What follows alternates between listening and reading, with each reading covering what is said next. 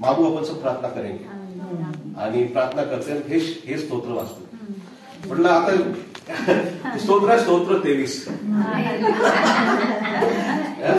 स्तोत्र 23 आणि स्तोत्र 23 आता लहानपणापासून आपला तोंडी पाठ आहे, बरोबर आहे.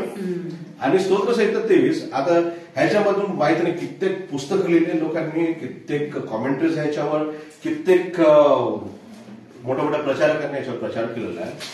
आता माझ्यासारखा नवीन अभ्यासक बायबलचा आता ह्याच्यातून काय बोलायला आता माहिती, पण मला हे देवाने शब्द दिला आणि पण आता आपण ह्या स्तोत्रालाच समजूया. सोनापारच्या मंडळीसाठी मला असं वाटतं की देवाचा हा शब्द आहे. पहिला शब्द आहे हिंदी मराठी कोई पढ़ो, पहिला वचन पढ़ो. यहोवा मेरा चरवाहा है, मुझे कुछ घटी न होगी. यहोवा माझा मेंढपाळ आहे, मला काही होणे पडणार नाही, बरोबर. आता जिथं ज्या मंडळीमध्ये मी उभा आहे ते त्याचं कोणी मेंढपाळ नाही ना. आणि एक दुःखाची गोष्ट आहे, कारण की जिथून इथूनच CNI सुरू झालं, इथूनच UCNI सुरू झालं, इथूनच युनियन चर्च सुरू झालं. 3 मंडळ्या ह्या गावातून उभ्या झाल्या. प्रभू येशू ख्रिस्ताने इथं काम केलं आणि काय केलं आणि हे दुःखाची बातमी की इथं कोणी घरच्या मंडळीसाठी कोणी मेंढपाळ नाही. आणि ह्याच्यासाठी मला जे होतं म्हणून मी मागे डॅडी मम्मीला म्हटलं होतं की तुम्ही लोक जातात गावाला तर कमीत कमी चर्चमध्ये प्रार्थना तरी करा. जर शेतात काही काम असले वगैरे तर इथं ऍटलिस्ट अर्धा तास 1 तास तरी प्रार्थना तरी लोकांना मला भेटावं. पण शब्द हा आहे, देवाचं वचन हा आहे की यहोवा माझा मेंढपाळ आहे, मला काय उणे पडणार. सोनापारची मंडळी त्याच्याकडं ह्या मंडळीकडं शारीरिक मेंढपाळ नाही आहे कोणी, पण अजूनही यहोवा ह्या मंडळीचा मेंढपाळ आहे. यहोवा ह्या मंडळीचा मेंढपाळ आहे. अजूनही तर आता एक घराणं राहिलेलं आहे तरी अजूनही आमच्यासारखे लोक येतात जातात. ही जागा आम्हा लोकांना नेहमी प्रेरणा देत असते. आपले इमोशन सोडलेले आहेत गावाशी, कारण की आजोबा आणि हे ते आपलं माहित आहे. पण मेन जे आहे इमोशनल अटॅचमेंट जे आहे ते यहोवा ह्या मंडळीला अजूनही पोचलेलं आहे. आपण कारण की ह्याच मंडळीचे सभासद आहोत. तर यहोवा मेंढपाळ आहे ही गुड न्यूज सोनापारच्या मंडळीसाठी की घाबरू नको माझी मंडळी, यहोवा तुझा मेंढपाळ आहे. प्रभू परमेश्वर ज्यांनी अख्ख्या जगाला बनवला हा तुझा मेंढपाळ. तो मला हिरव्यागार कुरणात जाऊन बसवितो, तो मला शांत पाण्यावर नेतो. तो दुसरं हे मला असं वाटतं की आपल्या सर्वांना माहिती आहे हे प्रभू येशू ख्रिस्तासोबत जेव्हा आपलं पर्सनल एन्काउंटर होतो किंवा व्यक्तिगत जेव्हा आपलं डायलॉग होतो प्रभू येशू ख्रिस्त ज्याला निवडतो त्याच्याकडे शांत पाण्याचा अनुभव इकडे त्याला तो अनुभव हे प्रभू येशू ख्रिस्ताचं साल्वेशनचा हा अनुभव दावीद इथं सांगत आहे. तो माझा जीव ताजतवाने करतो, तो आपल्या नामाकरिता मला न्यायपणाचा मार्गात वाट दाखवित नाही. पंडित रामाबाई असं म्हणते बरं न्यायीपणाचे है ना. दुसरं ट्रान्सलेशन काय म्हणते दुसरं वह मुझे हरी हरी चराइयों में बैठाता है, वह मुझे सुखदाई जल के झरने के पास ले चलता है, वह मेरी जी में जी ले आता है और धर्म के मार्गों में वह अपने नाम के निमित्त मेरी अगुवाई करता है. अगुवाई अच्छा ठीक आहे. बायबल सोसायटीचं ट्रान्सलेशन असं म्हणते की तो धर्माच्या मार्गात माझं नेतृत्व करतो. पंडित रामाबाईचं ट्रान्सलेशन म्हणते तो माझ्या न्यायपणाच्या मार्गात वाट दाखवित नेतो. आता हे 2 वेगवेगळे मिनिंग आहे. धर्माची मिनिंग वेगळी आहे आणि न्यायपणाची मिनिंग वेगळी आहे. प्रभू येशू ख्रिस्तानी पण म्हटलं की पहिले त्याच्या राज्य त्याच्या धर्म त्याच्या राज्याची तुम्ही वाट खोजो ना आणि बाकी सर्व गोष्टी. पण आता रायचसनेस जो इंग्लिशमध्ये वर्ड आलेला आहे त्याचं ट्रान्सलेशन झालेलं आहे धार्मिकता. पण ऍक्च्युली धार्मिकताचं ट्रान्सलेशन असतं रिलिजियसनेस. पण ऍक्च्युली रायचसनेस रिलिजियसनेस नाहीये. पण I agree with Pandit Ramabai. तिने म्हटलंय न्यायपणा म्हणजे सत्यपथ. प्रभू देवाचा जो न्यायपणाचा तो जस्टिसचा जो देव आहे. देव देहधारी झाला, आमच्यामध्ये आला, तर म्हणजे हे सोशल झालं ना काय? यूहन्ना 1, देव देहधारी झाला, बरोबर आहे, तो आमच्यामध्ये राहिला, यूहन्ना 1 म्हणतो. म्हणजे हे सोशल एक्सपिरियन्स झाला की नाही, प्रभू येशू ख्रिस्ताचा सोशल एक्सपिरियन्स. तर बायबलचा न्याय, बिब्लिकल जस्टिस आणि सोशल जस्टिस, बायबलचा न्याय आणि सामाजिक न्यायामध्ये फरक नाही. हे इथं दाविदाचं स्तोत्र म्हणतोय की कारण की सामाजिक न्यायाच देवाचा न्याय आहे.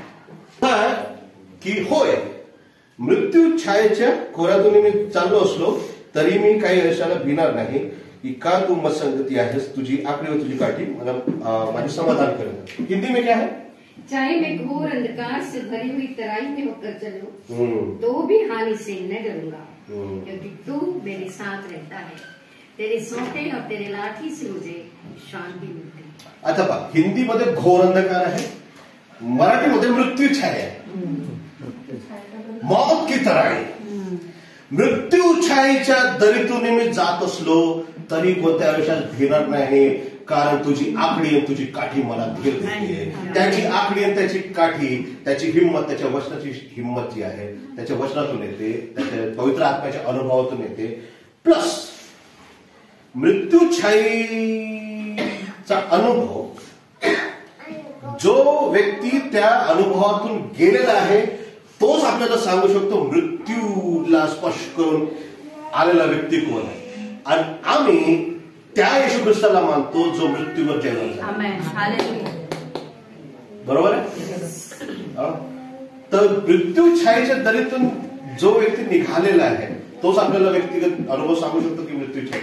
आता बरेचसे अनुभव आहे, आम्ही तर मिनिस्ट्रीवाले आमच्याकडे तर आले बरेचसे अनुभव. कधी आम्ही रस्ता विसरून गेलो, कधी एकदम जंगलात म्हणजे ना, आणि असे बरेचसे अनुभव आहेत मिनिस्ट्रीचे सांगता येईल. पण मृत्यू छायेची जी दरी आहे, माझं असं मत आहे की मृत्यू छायेचा एक्सपिरियन्स आपण सर्वांनी केलेला आहे, त्या गावाने सुद्धा केलेला आहे. तो मृत्यू छायेचा एक्सपिरियन्स होता कोविड. कोविड सर्वांनी पाहिला, मी अनुभवला अमेरिकेत.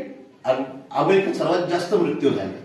बाय द वे तुम्हाला सांगतो डेटा लिस्ट, अमेरिकेमध्ये भारतापेक्षा जास्त लोक मेले कोविडमध्ये.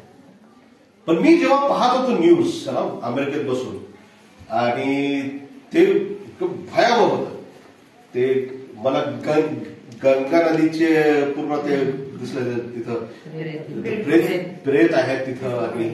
आणि मी खरंच सांगतो, मला फोनही आले की मध्य प्रदेश में, बोले हम नागपुर आपका शहर है ब्रदर, आपका खेत वगैरह है क्या? बोला हाँ, जुगाड़ हो जाएगा लाशें जलाने के. मला असे फोन आले, आप बात करो आपके गाँव. म्हणजे असे हा जो अनुभव आहे, हा मृत्यू छायेचा अनुभव तर काय. पण ह्या अनुभवातूनही मृत्यू छायेच्या दरीतून आपल्याला देवाने काढलं, कारण की आपला देव प्रभू येशू ख्रिस्त मृत्यूवर जयवंत झालेला देव आहे. मृत्यू छायेच्या दरीतून मी जात असलो तरी तुझी आकडी तुझी काठी, त्याची आकडी आणि त्याची काठी आम्हाला धीर देत राहिली. म्हणून कोविड मधून आता आम्ही निघालो आणि आता या ठिकाणी आपण गोळा झालो आणि आपण त्याची महिमा करत आहोत. शेवटी माझ्या शत्रूंच्या देखता मग पुढे तू जेवण ठेवतो. आता चंदन भाईने सांगितलंच आहे की जेव्हा जेव्हा माझे शत्रू माझ्यावर हवे होतात मी प्रार्थना करतो, तर ते ऑलरेडी गुड न्यूज आपल्याला मिळालीच है ना. आणि मग खचित माझ्या आयुष्याचे सर्व दिवस हीच हित आणि कृपा माझ्या पाठीशी चालतील आणि यहोवाच्या घरात मी सर्व काळ करेन. निश्चय ही काय ते निश्चय भलाई और करुणा जीवन भर मेरे साथ साथ बनी रहेगी और मैं यहोवा के धाम में सर्वदा वास करूंगा. हे आहे एंड ऑफ लाईफ, की दावीद इथं जो अरण्यात बसलेला आहे तो आपल्या भेड बकऱ्यासोबत आहे. कारण की बायबलचा प्रभू जो आहे तो लेबर क्लासचा देव आहे, शेतकऱ्याचा देव आहे. तो तो ढिवराचा देव आहे, तो ह्या गडणीयाचा देव म्हणजे काय आपला धनगराचा देव आहे ना, धनगराचा देव आहे तो आपल्या तो दलिताचा देव आहे. कारण की तो दावीद स्वतः एक धनगर आहे, एक धनगराचा स्तोत्र आहे. हा धनगर इथं आपला अनुभव सांगत आहे की तो अरण्यात आहे, आपले गुरढोर पाहून राहिला आणि तो ते मनन करून राहिला, आपले गाणे गाऊन राहिला की हो माझा मेंढपाळ आहे. तिथं तो सार्वकालिक जीवनाचा अनुभव इथं लिहून राहिला आणि तो शेवटी तो कन्क्लूड करतो की जेव्हा माझा मेंढपाळ बनतो तेव्हा मला तारणाचा अनुभव होतो, तेव्हा मला पवित्र आत्म्याचा अनुभव होतो आणि मग मृत्यूवर जेवण झालेला जो देव आहे तो मला मृत्यूछाईच्या तळीतून काढतो, कारण की माझ्यासाठी अनंत जीवनाचा क्राउन ताज त्यांनी ठेवलेला आहे. म्हणून निश्चय ही करुणा दया सर्वदा माझ्यासाठी सर्वदा माझ्यासोबत करुणा झाली आणि मी यहोवाच्या घरात प्रभूच्या घरात शिल्पकार राहिला. हा एंटायर एक्सपिरियन्स ऑफ लाईफ आहे आणि ही जर्नी आहे आम्हा सर्वांची, ही यात्रा आहे तुमची, माझी प्रत्येकाची व्यक्तिगत जर्नी ही स्वतंत्र येतात आणि ह्या यात्रेत मी सहयात्री आहे. मी पण त्या यात्रेमधून जात आहे. आपलाही अनुभव आहे, माझाही अनुभव आहे. हा आपला अनुभव हा प्रत्येक ख्रिस्ती काय गैर ख्रिस्ती काय ज्याचा मेंढपाळ यहोवा आहे त्याच्या सोबत ज्याचा मेंढपाळ यहोवा बनतो त्याच्यासोबत हा अनुभव लागूनच जातो. कधी ना कधी आपल्या लाईफमध्ये आपल्या जीवनामध्ये हा प्रसंग येतोच. तर हेच आहे की यहोवा माझा मेंढपाळ आहे, सोनापारची मंडळी घाबरू नको, यहोवा तुझा मेंढपाळ आहे. दुसरं, तुला तारणाचा अनुभव झालेला आहे सोनापारची मंडळी, तू घाबरू नको.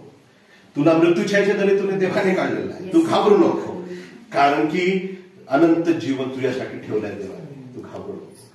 आम्ही ह्या अनंत जीवन वृक्षाचे आम्ही हे ब्रांचेस, आम्ही हे वृक्ष आहे. बाबूराव मानवटकर पासून जी सुरुवात झाली ते आज आम्ही वेगळे त्याचे प्रभू करो सर्वांना आशीर्वाद मिळावो. धन्यवाद.